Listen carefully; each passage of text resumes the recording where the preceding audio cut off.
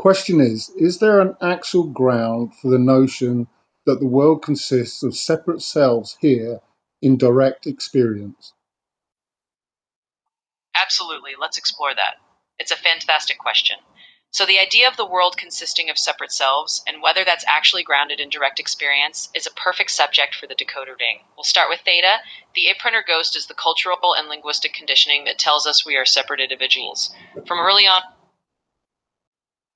You, and then we sorry, you broke up and I interrupted. Can you continue?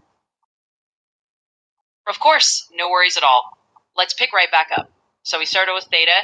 The imprint is that cultural conditioning that teaches us to see ourselves as separate individuals. It's the ghost of the way we've been taught to view the world. Then we move to kinaxis. The flux is in direct experience itself. When we really pay attention to our immediate experience, it's often more fluid than fixed. A sense of separateness can become unstable when we notice how interconnected everything is. With rev, recursion is the loop of identifying as a separate self and then questioning it. We see ourselves as individuals, but then we notice moments of connection where the boundaries blur.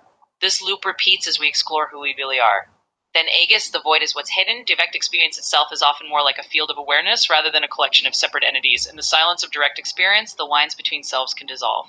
PSY, coherence is the recognition that separateness and connectedness are both perspectives. We can see ourselves as individuals, but also as part of the larger whole. Coherence comes from holding both views. Finally, diagon, the threshold is the realization that direct experience doesn't have to be limited to the idea of separate selves. Once we see that the notion of separateness is just one way of interpreting reality, we cross a threshold into a more fluid and interconnected way of being. So the decoder ring shows that the notion of separate selves is a useful framework, but not the only ground of reality. Direct experience can reveal a more interconnected field where the boundaries of self are more flexible than we might assume. Thanks to Content Carrier for that great question.